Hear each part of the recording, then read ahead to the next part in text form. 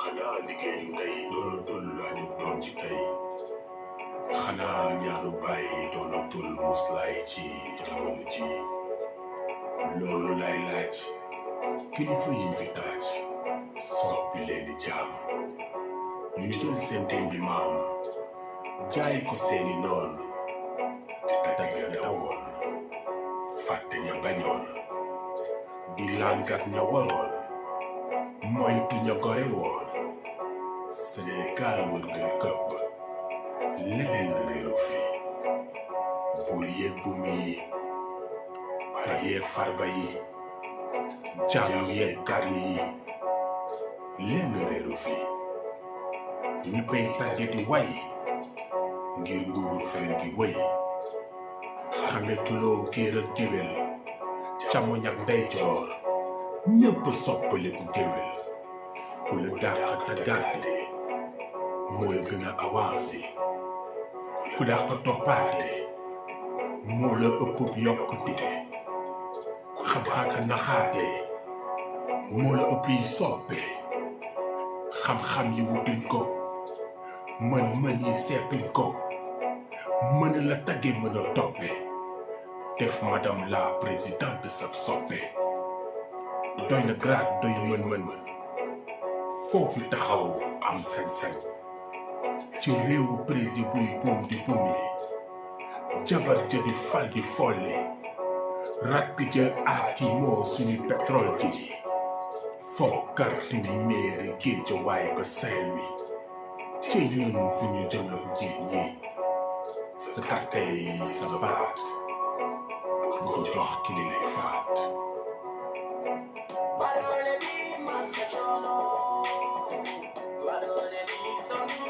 maa ngi leen nuyu bu baax di leen ziar ku nekk ci sa tur ak sant di leen wax salaamaaleykum bonsoir otep dama préféré tàmbali par salam bi mu tudd li fi ne tey salam bi maanaam bi ñuy campagnal Ousmane Sonko pour la présidentielle bi ma ko presté ak les représentants de Ousmane Sonko à Thiaroye Azur ma ñëwoon doon leen soutenir pour le dernier dimanche am ñu ko filmer c'est parti dans la toile am plus de 100 000 vues am près de ay 300 wala 500 partages parce que ça parlait de la traîtrise d'un gouvernement lii nii mun nañ ko appliquer aussi à Ousmane Sonko parce que je parle de président je n'ai pas parlé de président de la République man nga ko ku koy dégg di nga dégg ne ça s'adresse à un président et que mun nañ ko coller à tous les présidents que ça soit président parti que ça soit président d'association que ça soit président de daïra que ça soit président d'Assemblée nationale que ça soit président de ceci wala président de cela ndaxte ñu bëri dañuy topp président yi di leen woyal seen baax maam pour mën a am ay faveur ñu ci bëri dañuy topp benn président duñ ko wax dëgg parce que bëgg nañ am ay faveur di ko xalamal di ko waxal lu ko neex parce que ñu bañ nañ ñi nekk autour wala ñu ko bëgg am loo xamante ne moom lañ leen di ŋàññ loolu nag jëmalewul réew kanam réew li koy jëmal kanam mooy di wax dëgg saa ñu waree wax dëgg ki ñu war a wax dëgg ak quelle que soit la personne ak quelle que soit la situation waruñu am parparloo kii si ñun la bokk bu defee lu bon dañ naan dafa juum kële bokkul si ñun bu defee lu bon ñu ne yàgg na koo def ñun du ma wax sax ñun damay wax man Diouf Kémane loolu bokkul ci li may def nga nekk sama mbokk nga bañ a nekk sama mbokk benn mbokk laa am moom mooy dëgg ci si la fas yéene wëy que ça te plaise ou pas dëgg benn la fen moo bëri ah miir bi nekk sama ginnaaw nii gis nga nekkul miir bu weex dafa beige fen bi mooy miir bu ñuul la fen bi mooy miir bu vert la fen bi mooy miir bu bleu la waaye dëgg bi benn la mooy miir bi dafa beige moo tax dëgg rek moom moo jar a wax quel que soit alpha quelle que soit la personne ban farfarloo ñëpp gis nañ vidéo yi man j'en ai parlé il y a pas très longtemps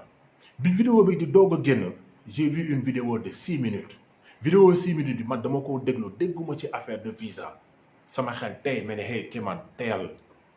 lu la leeral bu ci wax ñun Cheikh Anta Diop daf ñu jàngal loo xamul bu ci ŋaan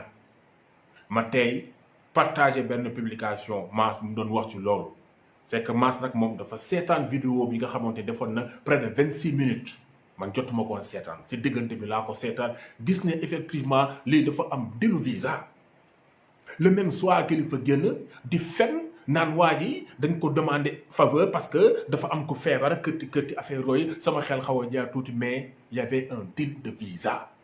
dañ koo gis dañ koo dégg ñun duñu ay dof aussi on ne suit pas comme un mouton loolu dañ ko war a xam une bonne fois pour toutes mbir mi nekkul ay parparloo te ñi ngi nekk fii naan yow da ngaa bañ Ousmane Sonko qui aime bien châtie bien ñoom ñëpp di ko wax y a pas quelqu'un qui s'est bataillé plus que moi en 2019 pour que Ousmane Sonko puisse accéder à la magistrature suprême amul li ma waroon def dama ko doon def je faisais fréquemment des vidéos yoo xam ne dama ko doon élucider je rentrais dans les cars j'étais en train de sensibiliser les gens même dans mon quartier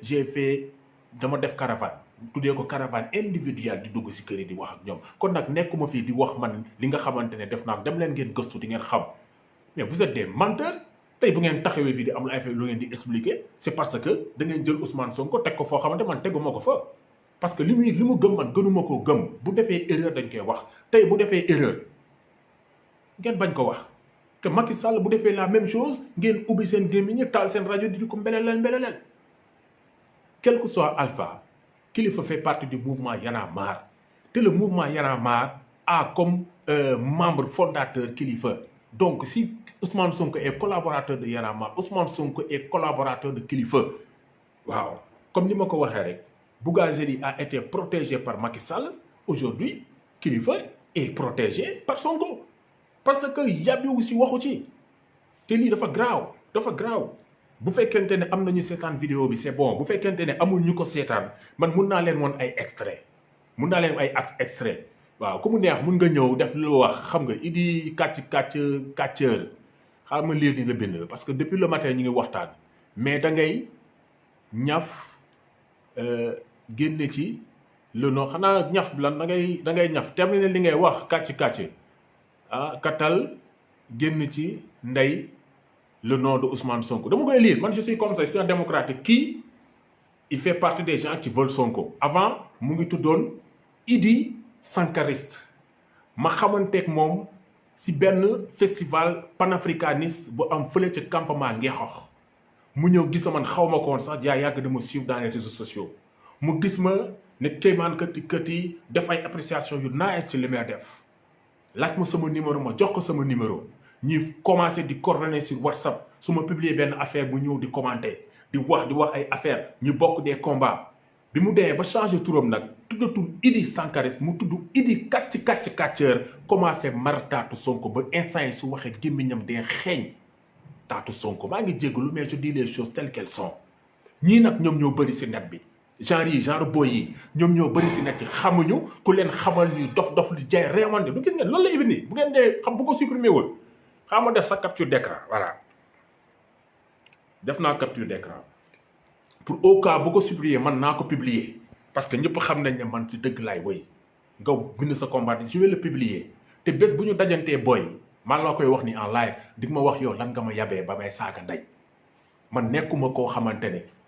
dañ may saaga ndey en face bu la neexee mun nga ko def dans les réseaux sociaux man ceddo laa ci dëgg laay woy ma wax leen ko une bonne fois pour toutes boy réew yi ils vont coûter cher à Sonko lu ñu wax Sonko tey ngeen ñëw taxaw di saaga nit ci ay ndey parce que jéemu leen xol ba xam dëgg wala du dëgg fan ngeen ko teg bu ñu Sonko bu defee naka su dul noonu ñu wax ko dëgg ngeen bañ Macky bu defee lu baax ñu wax ko ngeen mer yéenay ban genre nit c'est ça de l'hypocrisie pure et dure man ñëpp ku ma xam nañ ne Macky je le porte pas dans mon cœur man je n'aime pas Macky c'est un très mauvais président mais nag aussi dëgg bu jotee dañuy wax dëgg Idi pare naa si yow dégg nga bare wax naa la pare bàyyi ba ñu dajee bu ñu dajee di nga ma wax na nga ma yabee loolu man maa la ko promettre barki samay maam waaw li may wax mooy à un certain moment il va falloir que ñu mën a wax dëgg mooy benn te benn boobu noonu moom mooy tax suñu Sénégal jëm kanam lu la leer bu ci wax lépp lu may wax dama ci am ay firndeel yu leer ñu ñëwaat ci affaire maanaam kilifa bi may la ma tuuti ma génne quelques extraits xam nga mbir mi dafa tàmbali bi mu tàmbalee leerul mu am vidéo boo xamante ne saa yi maanaam vidéo boo xamante ne génn na bi vidéo bi génnee ndekete vidéo bu 20 et quelques minutes la gars yi def si benn extrait bu 6 minutes man moom laa seetaan bi ma ko seetaanee ma amoon ay doute yooyu nag mënuma ci woon wax ndaxte lépp lu la leerul maanaam da nga siy teey maanaam mooy vidéo bi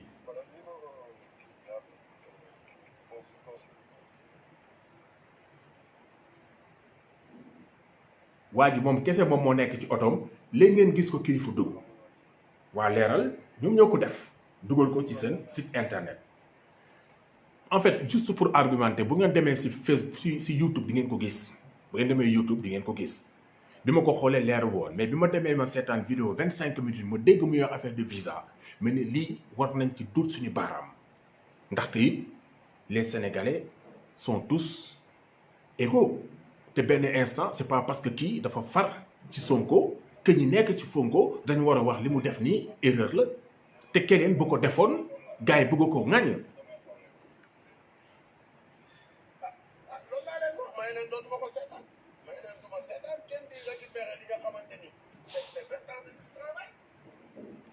lii nii mu ngi wax naan man du ma seetaan kenn di récupérer 20 ans de travail kon yow li nga def maanaam da nga ko bëgg fayeeku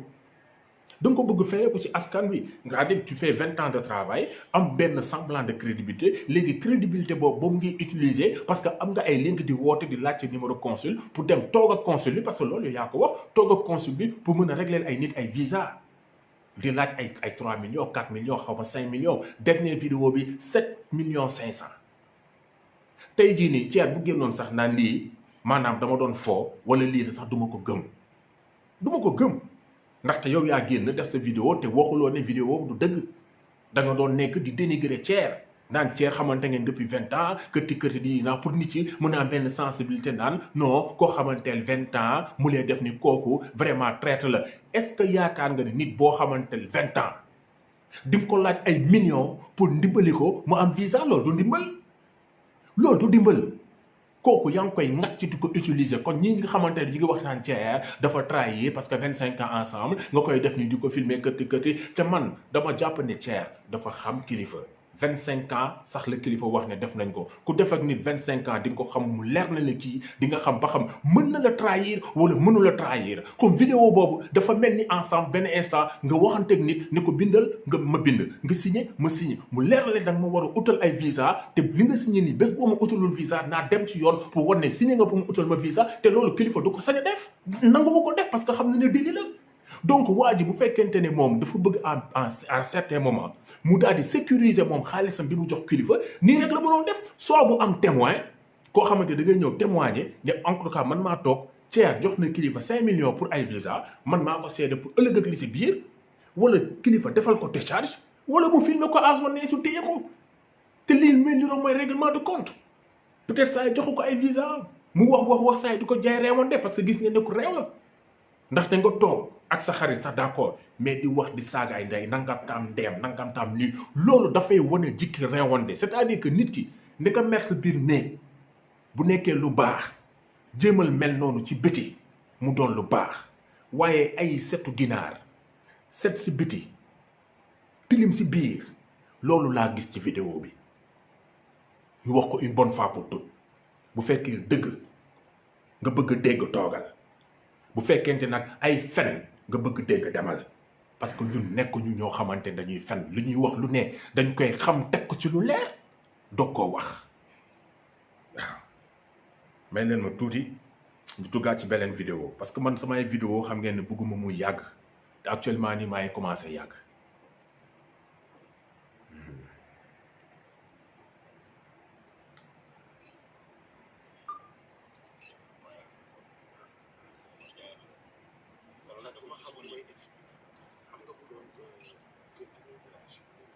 son bi fii mënul leer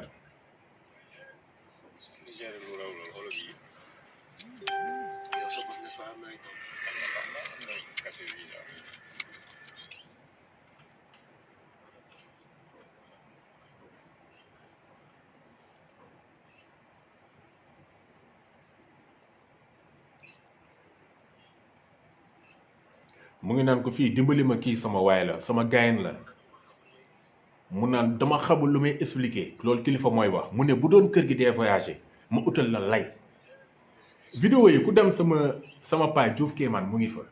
mu ngi naan ko bu doon kër gi mooy groupe de rap kër gi bi mu bokk ak Thiat ak Gajaga bi nga xamante ne ak Zé Master seen DJ ak keneen mu ngi naan ko bu doon kër gi dee voyager mu utal la lay mooy fen. kon su ma nee kilifa fenkat la du man maa ko dippee moom moo ko dippee boppam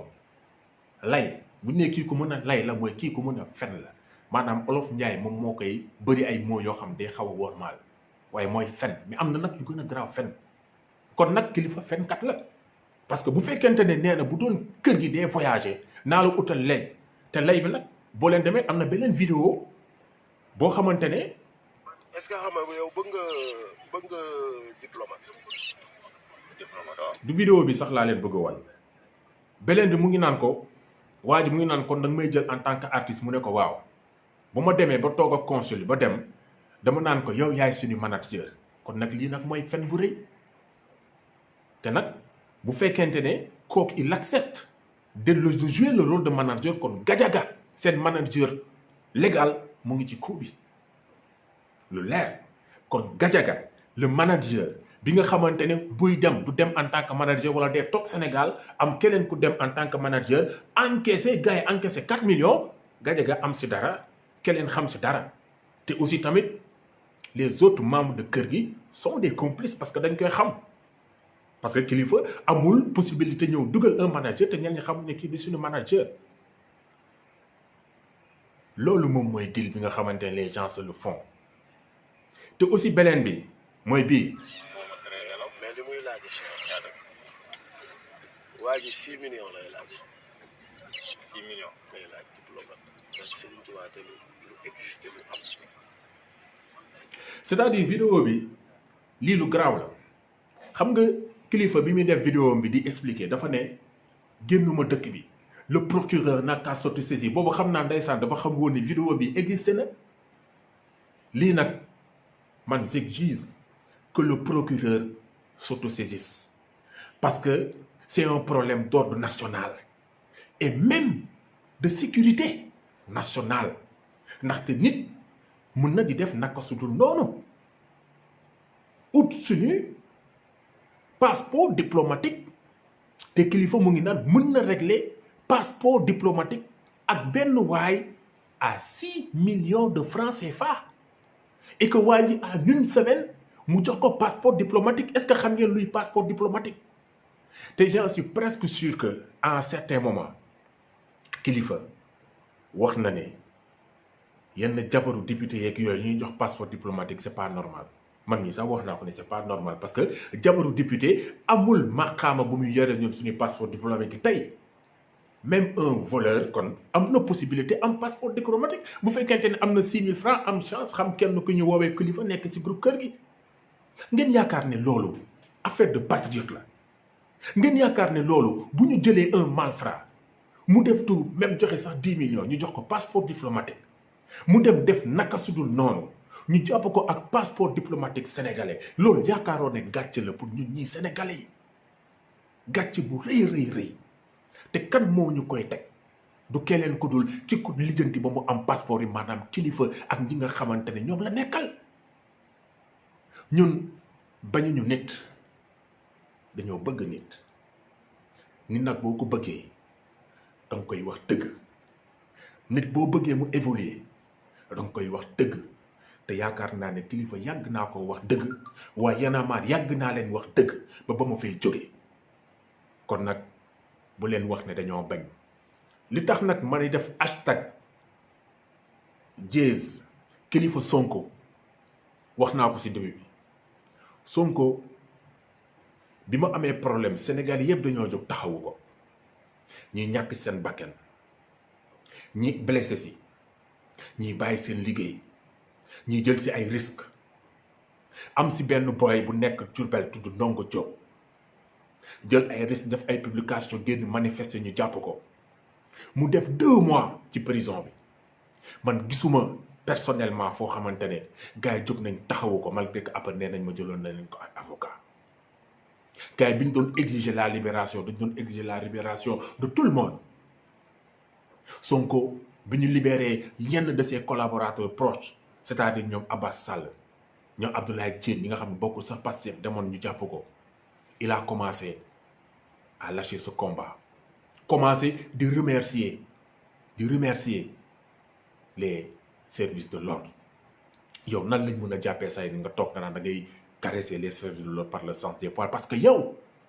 fi nga nekkoon on te traitait comme un roi di la jox ay ndox bu sedd ngay tëdd fu sedd di la jox ngay lekk yu neex nga fàtte ñi nga xamante ñu ngi tëdd si yooyu balaa ñuy lekk dañ leen di indi lu ñu lekk wala dañuy roote ñu lekk bu naqari nga fàtte ñooñu naan je remercie nos services de l'ordre parce que ils ont intervenu il y a même mon fils Mohamed je l'ai dit va te préparer tu vas passer le concours pour être jeune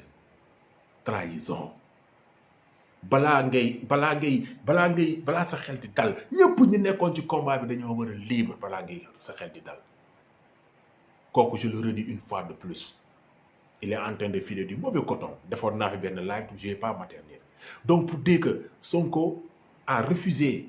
wala n'est pas parti rendre visite à jeune qui habite à Diourbel qui a fait 2 mois de prison pour avoir défendu Sonko mu génn di def le tour dem seeti Ahmed Khalifa massage thaïlandais bi nga xamante ne après ça ñëw na fi yekk Sonko ne ko Sonko a fait après un demi-tour pour venir le voir maanaam dafa bàyyi ba lépp dal mu dellu si waat di ñëw wax ak moom te waxul lan lañ wax soo bu ko waxee dama koy gëm dem di seeti ay mouvement Y en a marre d'où la collaboration avec Sonko te la collaboration avec Kilifeu te collaboration boobu li ko firndeel mooy que mais Sonko kan moo ko jaay xar tabaski si Kilifeu te ku fi jël xar yaakaar naa ne booy jënd xar da ngay dem nga jënd ko ci sa xarit c'est tout donc tey kooku bu fekkente ne dafa doon def dil ay visa parce que si premier vidéo bi mu ngi wax naan mooy vidéo 25 minutes ku ñëw sama page Diouf Kémane di nga ko fa gis mu ngi wax waa ji naan mais bu ñu mënul am visa France dañ mën a lijjanti visa Belgique wala visa Espagne mu am na fenn fu mu wax sax même man sax Schengen woo Amadou Fall Ba kon Amadou Fall Ba war na am rôle boo xamante ne joué na ko ci vente de visa yi parce que c'était un facilitateur il fait partie de la chaîne Amadou Fall Ba de Africulture urbaine parce que dama déggu turam ci vidéo bi parce que suba bu fekkoon tey dañuy def enquête kooku dañ ko war a convoquer waaw parce que Kilifeu daf ko cité nommément di ko laaj coordonnées consul bi mu ne woon après dina ko jox ak wala affaire yooyu fii ñëpp xam nañ ne boo joué rôle ci benn dil da ngay am sa lekk xaw ba xam jotoon na am lekk wala jotul woon am lekk mais turam dañ ko ci cité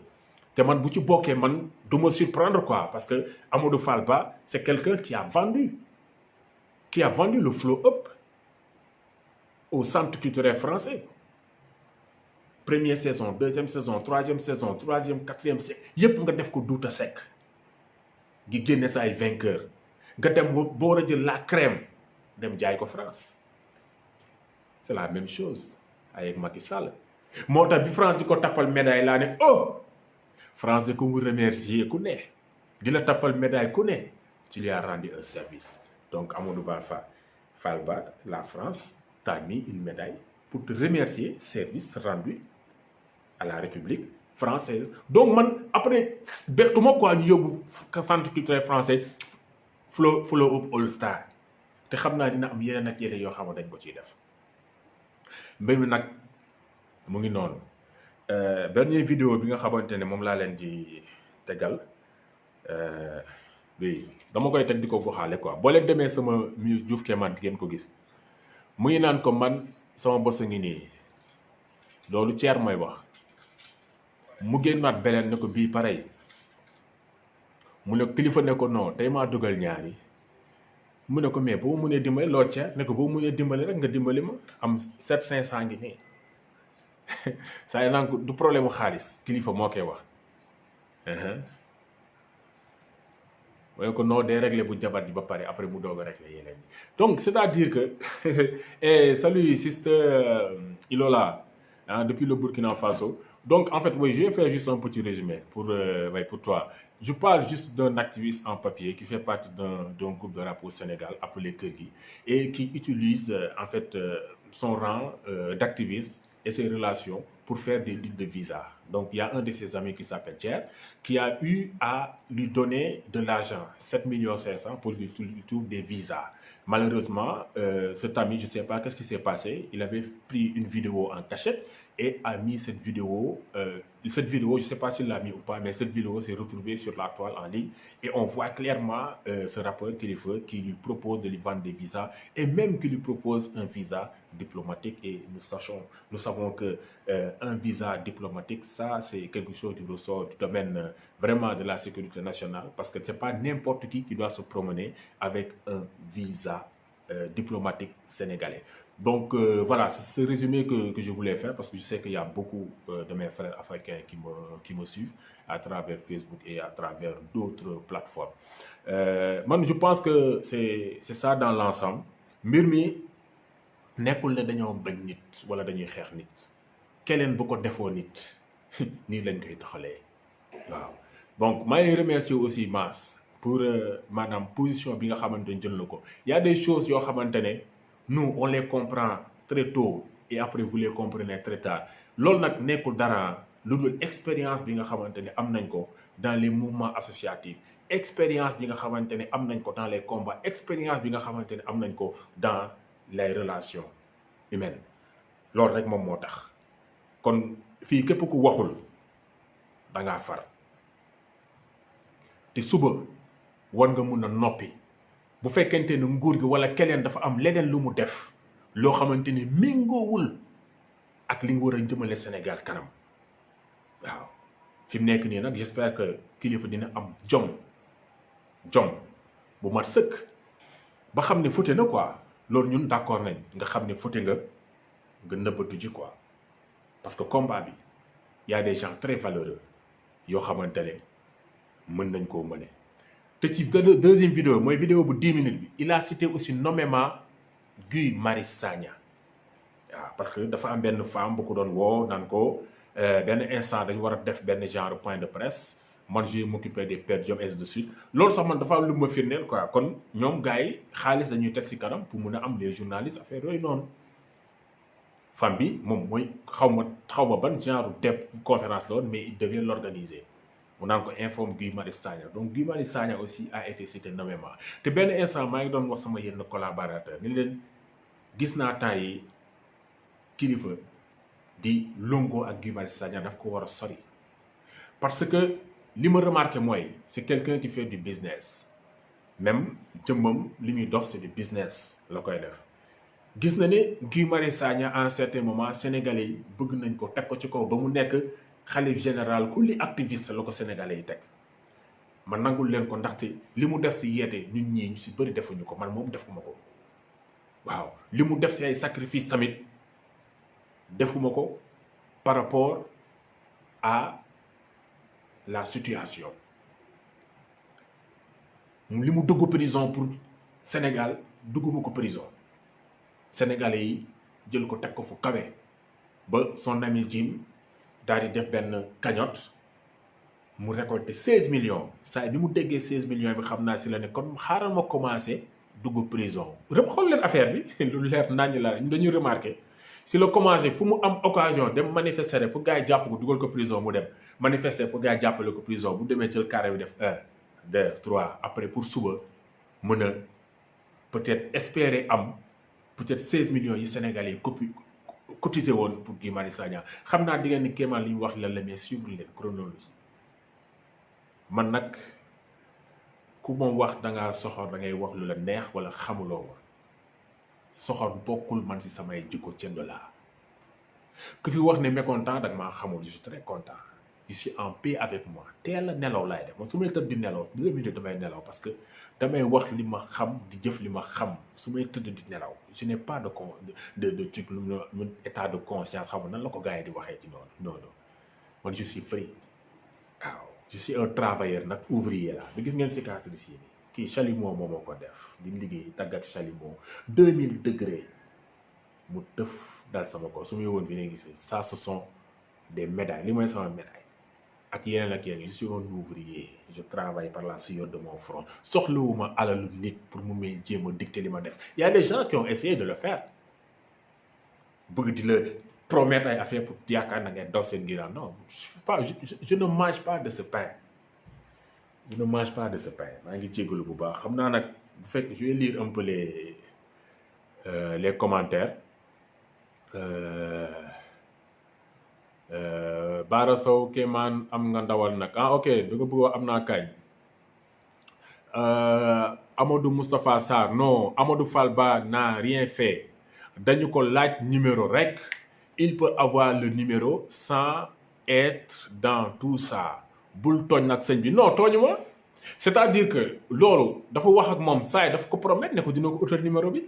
li ma wax mooy que ñun Sénégal fii yàgg nañ xam ni nit bu bokkee ci benn circuit maanaam yombalal la ko après day am lekk loolu laa wax il doit être convoqué parce que saa yi daf ko woo di ko laaj numéro donc facilitateur la je l'ai pas accusé mais man si j'étais celui qui devait faire l'enquête dama koy convoqué mu ñëw ñu wax ñu xam loolu la rek quoi donc je ne l'accuse pas loolu laa fa mun a wax oui dafa bokk ci circuit bi Gando voilà je partage l'avis Kilifeu dessus merci beaucoup frère Otep il a trop déçu loolu ñu ñëpp xam nañ ko Idi yow moom du ma lire sa kii je t'ai promis que buñ gisantee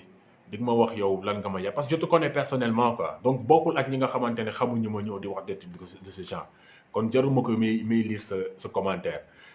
Judou Fall ici ça pue de la pure corruption bombe à retardement bi éclaté seen kaw ici ça pue de la pure corruption yaa ngi may fàttali maanaam compilation boobu nga xamante ne génnoon na te it ñoom Kilifeu participer si donc Ousmane waaw dama dugal non Ousmane mu dama la dugal man léegi ma pare sama live bi damay bañ ma gudd yow sama ba gudd loolu la quoi maa ngi jégalu nag de mais beneen yoon bu fekkee da nga bëgg après mun nañ ko programmer quoi waa ji est-ce que de preuve la doon ut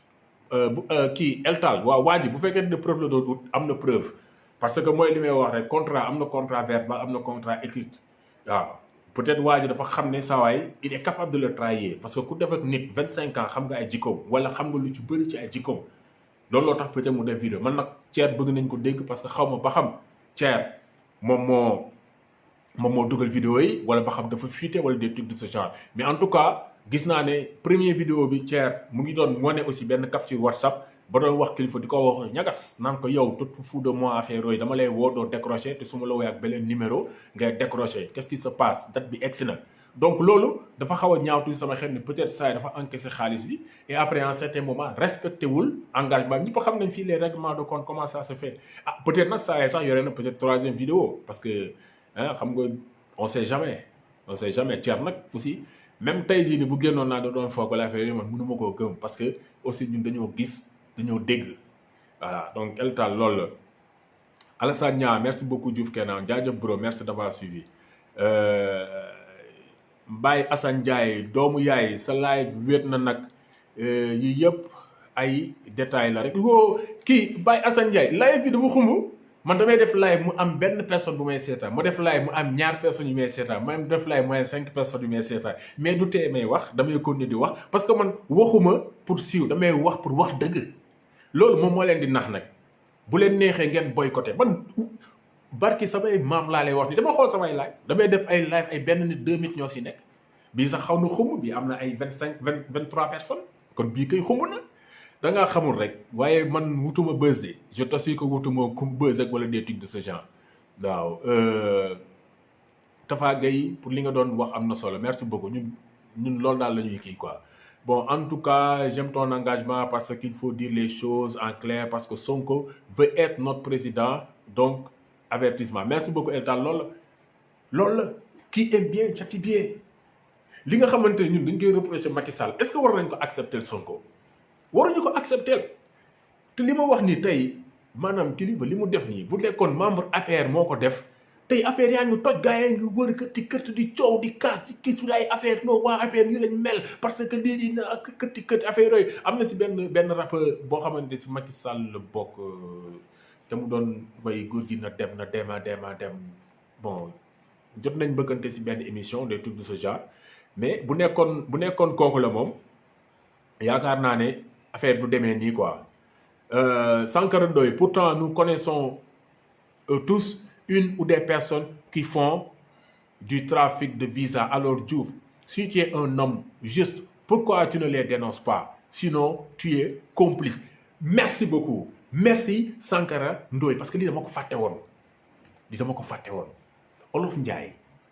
dafay faral di wax du man dong bokkuma ci moo ko gën.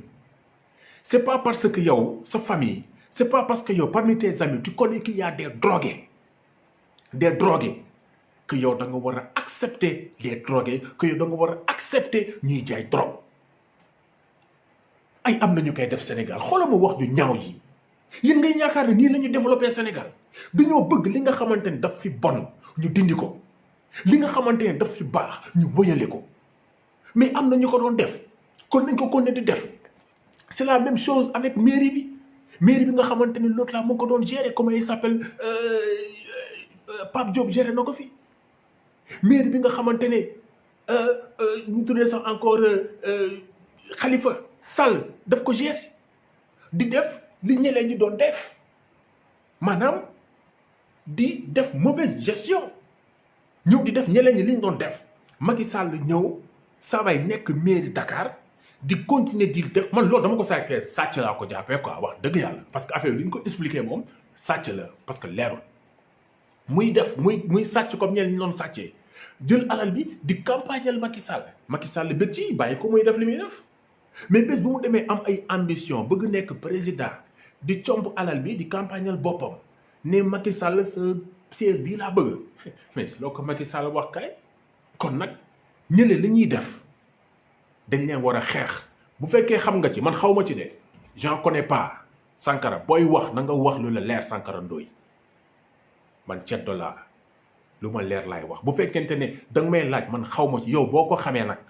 nag ma ko wax naa ko publier barki samay maam dama koy publier mais nag su ma ko xamul li ma xam laay wax. Cheikh Anta dafa ne loo xamul bu si ngaan te yow mii bu fekkente ne xam nga ko noppi yow c'est toi le complice. li may wax nii nag dafa tombé si moom mais c'est un peu dans le général ndaxte am na ñoo xamante ne mentalité bii lañ am bu fekkente dañoo bëgg soppi dara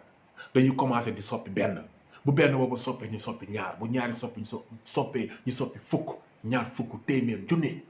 Il faut toujours un commencement te yaakaar naa ne nag problème mu kilifa bi dina am ñi nga xam ne suñ ko doon def soit dinañ ko bàyyi soit dinañ ko wàññi wala dinañ gën a yokk seen ay pexe mais quel que soit alpha dina tax ambassade yi nga xamante ne ñu ngi Sénégal dinañ gën a vigilant te it aussi bëri na ay artistes tey yoo xamante ñu ngi ñaan visa di dem en Europe pour def ay concert pour def ay enregistrement pour def leneen ak leneen kilifa daf leen tooñ lim leen tooñee mooy que ñooñu contrôle bi dafay gën a sévère dina gën a sévère ndaxte xam nañ ne y a un artiste de renommée du Sénégal boo xamante ne il faisait des trafics de visa sous leur nez xamuñu si dara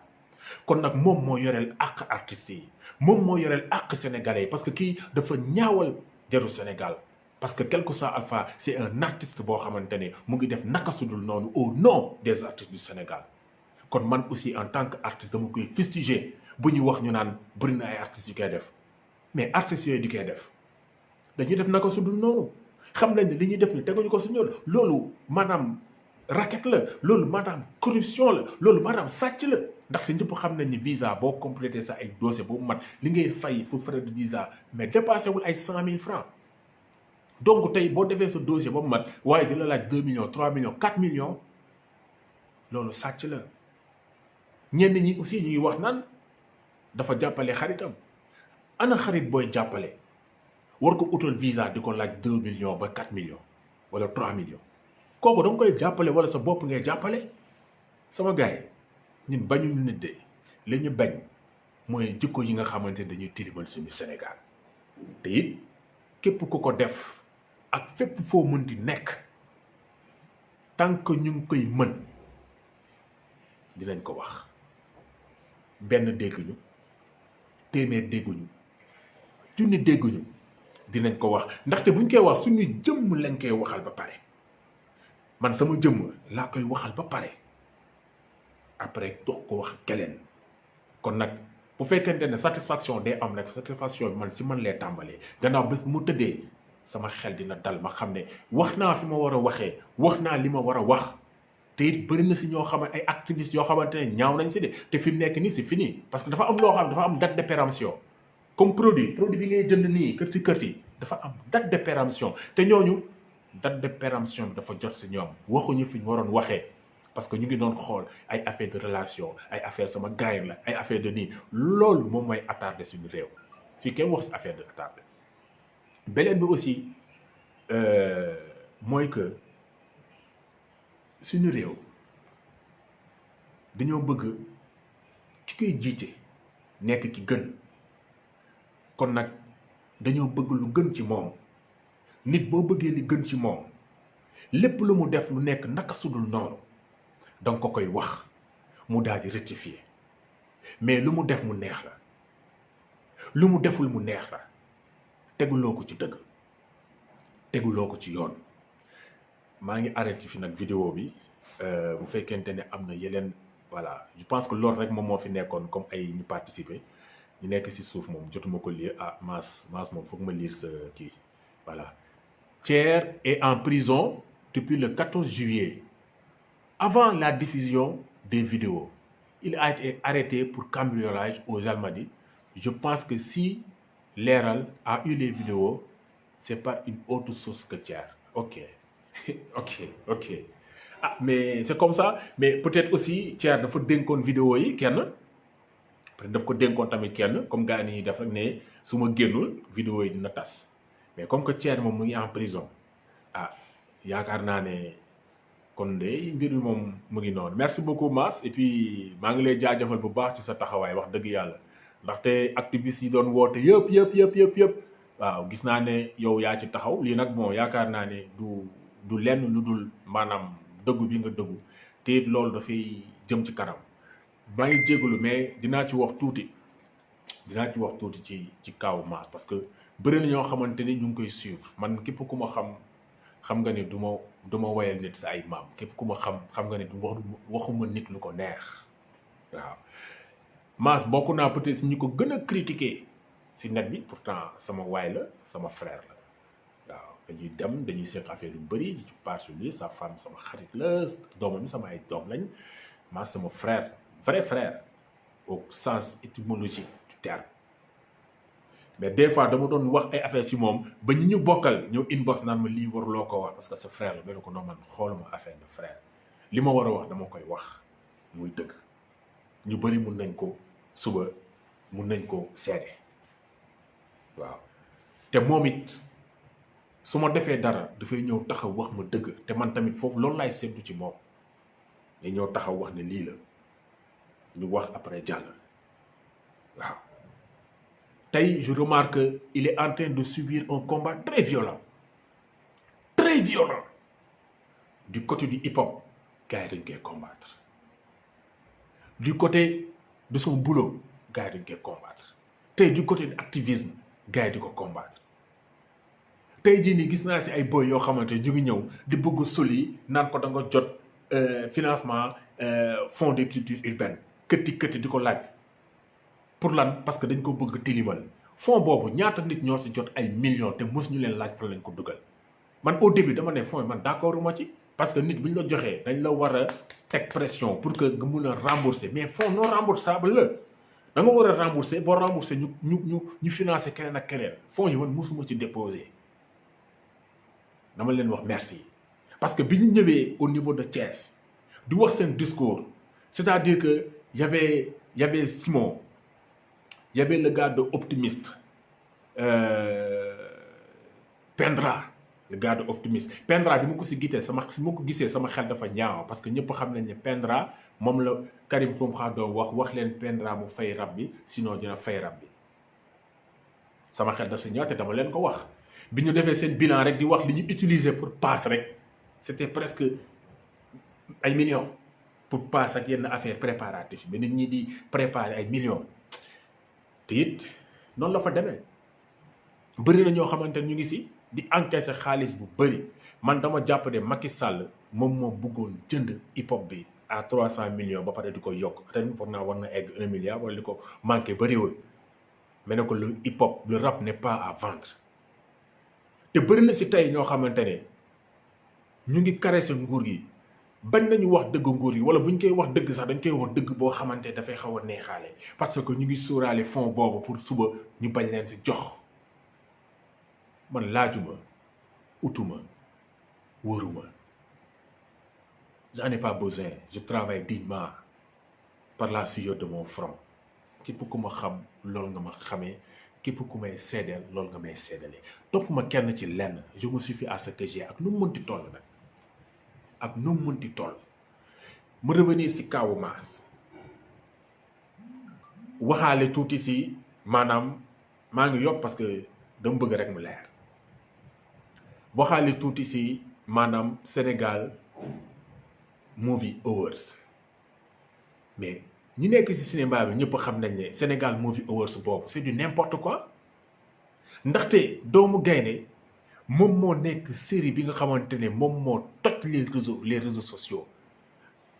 série bi nga xamante ne dafa dem sans sponsor ban série moo fiy dem xoolal di am ay 400 000 vues xoolal premier bi am 1 million de vues nga dugal ko en 2 jours moo am 200 000 vues Doomu Gaynde kese moo ko am dem participer à des séries à des compétitions à l'international gagné Doomu Gaynde série boo xam ne dafay wane la réalité du Sénégal ba public bi si boppam ne lii nii vraiment réalité du Sénégal lay wane lii lu ñuy dund lay wane ba pare mu wane ko si ay anam yu sell Doomu Gaynde booy yooyu nga xamante ne ñoom lañ jox xawma meilleur acteur loolu fu ngeen gisee benn meilleur acteur ñu koy jox 3 personnes xanaa loolu mooy yëf waxu dof 3 personnes nga leen jox meilleur acteur te ku nekk jouer ce rôle indépendamment nga leen di jox meilleur acteur loolu fu mu amee fan la loolu amee si àdduna bi man de bëgg naa koo gis bu fekkente ne am na feneen tamit d'accorduma ci parce que meilleur acteur mënul nekk ñoo xam ne à moins que ñoo xam dañuy jouer le même rôle mais 3 boy kii du jouer rôle bii kii du jouer rôle bële c'est vrai que am na point de convergence ah ba pare ngeen di jël révélation di ko jox ñeneen ak ñeneen te série boobu li ci gën a neex mooy ña fa toj ñëpp nekkul ñoo xamante ne ay ñu siiw lañu ay ñoo xamante ne peut-être c'était la première fois ñu def cinéma parce que Mass à un certain moment il aime donner la chance ñi nga xamante ne joxuñu leen seen chance parce que moom dafa jàll si loolu donc li mu jàll si àdduna daf si am lu mu jàngat bi muy def son clip woddu waa Reverse la jël ñu defal ko clip bi te moom mënoon na ko def yore studio ak ay gars yoo xamante ne dañoo kale ak ay moyens logistiques yoo xamante ne c'est adapté mais bëgg jàppale boo yooyu moo tax mu def loolu ak leneen ak leneen ak leneen ak leneen ak leneen mais kooku noonu bu fekkente ne tey état bi da koy xeex bu fekkente ne tey ñenn ñi nga xamante ne il pense que ñoom ñoo moom hip hop Galsen dañ koy xeex bu fekkee ne tey ñi nga xamante dañoo yaakaar ñoo moom maanaam ñoo moom cinéma bi dañ koy xeex ñan ñoo ko war a jàppale ñun le peuple ñoo ko war a jàppale te nekkul lenn moo tax ma koy wax lu du dëgg c'est le rappeur qui s'est plus investi pour l'élection de Sonko li may wax c'est en connaissance de cause peut-être loolu bokk na si li tax nguur gën di ko xeex nga xamante ne boo génnee sa vidéo boo demee benn entreprise du la bëgg jël pour sponsoriser la parce que dañ leen di jox ay directives ne kii bu leen ko sponsoriser bàyyi leen ko si biir ça me rappelle Guelwaar bi mu waxee ba pare ñu ne ko noppil kii fii lee mujjee wax ci mbooloo Guelwaar dañ ko mujjee rey y a des Guelwaar tey yu nekk si réew mi y a des Guelwaar tey yu nekk si askan bi di bañ li Guelwaar doon bañ wala lu ëpp li Guelwaar doon bañ tey yéen ñii bu ngeen seetaanee loolu vous êtes des complices bu ngeen ko seetaanee je le dis mu leer nañ si seen bopp il va falloir que ñun ñu am fulla bu mat sëkk xeexal suñu bopp kenn mënuñoo expliquer li ñu war a xeex kenn mënuñoo wax li ñu war a xeex am nañ xel bu ñu xamee lan la ñu war a xeex ak lu ñu warut a xeex te dañ ko war a xeex bu mu mat sëkk defuñu ko pour ñun ñu ngi koy defal suñu génération ñu ngi koy defal suñu doom fii ku fi ñëw taxaw di xeex ak sa bopp tu n'as rien compris sa ay doom ngay xeexal say sët ngay xeexal Afrique future Sénégal futur ngay xeexal amuñu lenn lu ñu war a encaissé bu ñu amee nag gudd fan daal di am luñ ci fekke mais bu ñu dee gor lu ci bëri waruñu ko fekke waaw mais nag fi ñu tëdd suñu yaram dina tàlli fi ñu tëdd suñu ruu dina féex ndaxte li ñu waroon def nañ ko fi ñu ko war a defee dëgg benn la ma waxaat ko dëgg benn dong la soit danga koy wax wala nga bañ ko wax boo ko waxee wax dëgg boo ko waxul wax ay fen kon nag nga la dañ jàng nu ñuy waxee dëgg kon nag benn bi mooy hip hop maa ngi wax hip hop Sénégal movie ñi ko sponsorisé xam ngeen ñan leen Canal Horizon moo sponsorisé Sénégal movie sama copain nu mu tuddee sax encore Jaam an le phénomène xaw ma ba xam mu ngi fi mais après j'aimerais bien nga ñëw wax ci même bu fekkee en commentaire on va discuter mu am koo xamante ne maanaam ma des ci Canal Plus nekk en divergence avec Mass parce que dañoo sàcc maanaam synopsis dañoo sàcc scénario Mass bindoon benn film benn série bu tudd Division X Dakar ba nga xam ne le gars de Yatfu Jojo joué na si rôle ak yeneen gars joué nañ si rôle ndeysaan suñu paa boobu sant Ba te doon joué si série yu bëri mu ngi ci woon Mass bëggoon def comme li Wakanda defoon Wakanda gis ngeen Wakanda ni mu amee célébrité parce que dañoo jël ay africains jox leen ay rôle yu am importance jox leen ay rôle yu am gëdd tubaab bi fa nekkoon rôle bu Yemma Mbaye la jël Mass il avait eu cette vision avant Wakanda jël Division X Dakar jox maanaam rôle yi ëpp importance mu jox ko ay nit yu ñuul lim si jublu mooy que suba suñuy doom buñ koy seetaan suñuy rakk buñ koy seetaan suñuy sët buñ koy seetaan ñu xam ne lii ñuy faral di gis si yeneen émissions yi film yi tubaab di ko def ndekete yoo nit ko ñuul mën na koo def c'est de là dont je parle c'est de ça dont il s'agit mu jox synopsis bi koo xamante ne maanaam du ma wax ne canal la doon liggéeyee mais tubaab la kooku liir ko defal ko ay inbox ainsi de suite kon kooku xam na maanaam importance loolu mais les gens ils refusent de financer ces genres de trucs parce que bëgguñu nit ku ñuul am fierté bëgguñu nit ku ñuul xam boppam bëgguñu nit ku ñuul xam ne il est capable de faire lu ëpp wala la même chose de tubaab yi di def ils ont refusé de financer cela mettre dans les tiroirs mais plusieurs années presque 10 ans après xaw ma tu fais ressortir la même chose nga jël yi nga xamante ne peut-être amoon na yenn important nga jox ko ay tubaab def sa affaire dugal ci lu la neex mais le squelette bi ça reste le même li Mass expliqué boo leen demee di nga ko gis képp ku ko gis di nga xam ne lii dëgg la mais nag état da lay xeex occidentaux yi di la xeex nga am yaakaar ci ñi nga xamante ni yéen a bokk li ngeen séq lu ci mel ne ay DJ Awadi nga yaakaar ne yéen a bokk li ngeen séq lu ci mel ne ñi nga xam ne ñoo ŋànk cinéma bi ñeneen li tax ma cité DJ Awadi mooy que ne c'est un faux panafricaniste c'est parce que dafay def émission maanaam canal sañu ci wax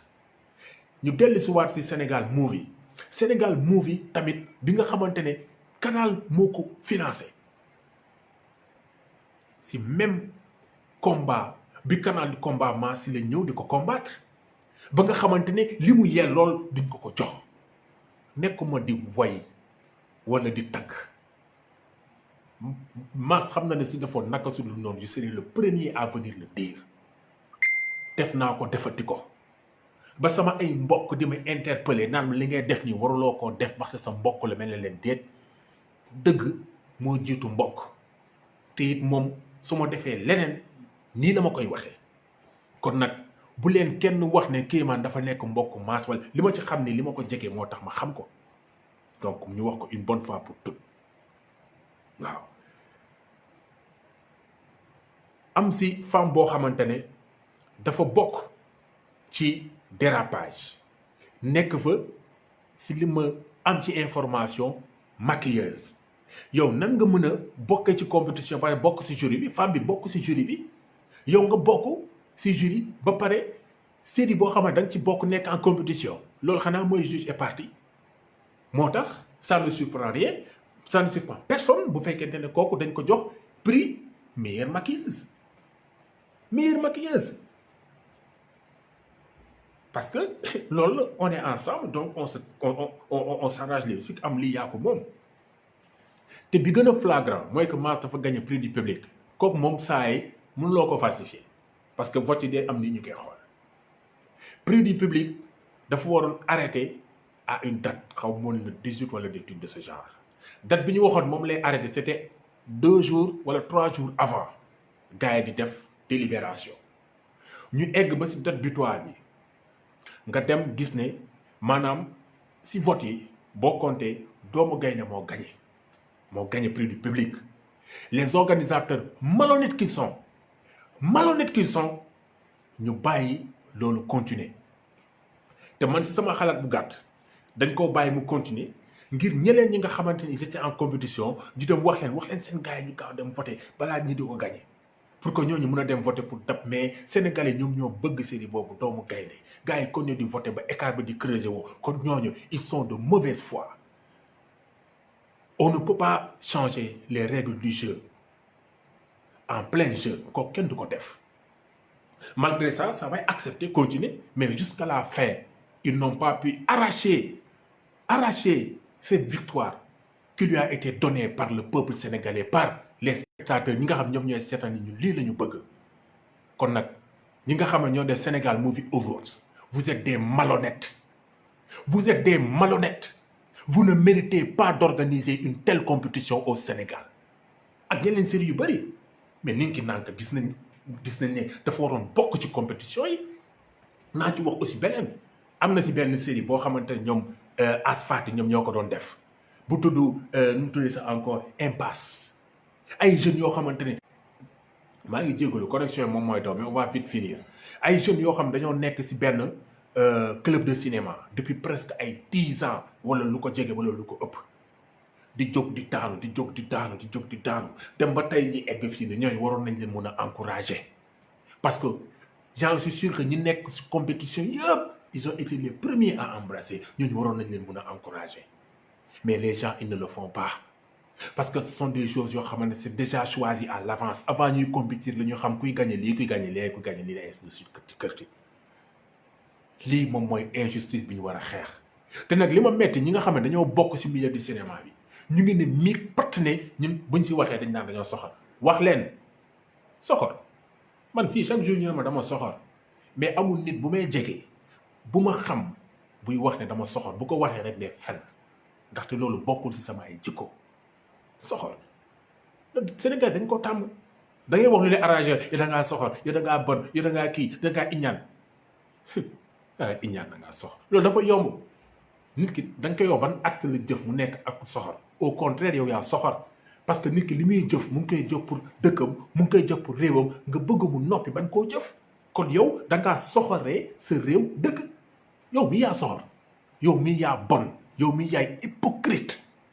yooyu nag man sama fii ni chaud ni froid ñu ma koy wax nii parce que ay wax la rek en l'air waaw ay wax la en l'air te it maa ngi wax yeneen activistes ñëpp ñi nga xamante ñu ngi si dëgg yenn wax yi bu leen ko occupé bu leen ko toppatoo ay da ngaa soxor ay da ngaa kii non non def leen ni ngeen di def fi ngeen ko war a defee wax leen ni ngeen war a wax ki ngeen ko war a wax une bonne fois pour toutes maa ngi jégalu bu baax tey moom je pense que mooy sama live bi gën a guddi si live bi ma def presque ça fait presque 1 heure de temps di leen wax nag ne maa ngi leen di sant bu baax di leen gërëm yéen ñi yëpp ngeen xamante ne seetaan ngeen live bi ak man di leen ñaani tamit bu fekkente ne mën ngeen ko partager ngeen partager ko bu ngeen jàppee ne li may wax mën na amal njëriñ seen ay xarit bu ngeen jàppee ne li may wax gëm ngeen ko te mën na maanaam defar yenn jikko yi Sénégal bu ngeen jàppee ne li ngeen wax ni mën na jëriñ suñuy doom ëllëg bu ngeen jàppee ne li may wax ni dëgg la waaye bu ngeen jàppee ne dëgg bu leen ko partager parce que da ngeen xam li ci kéemaan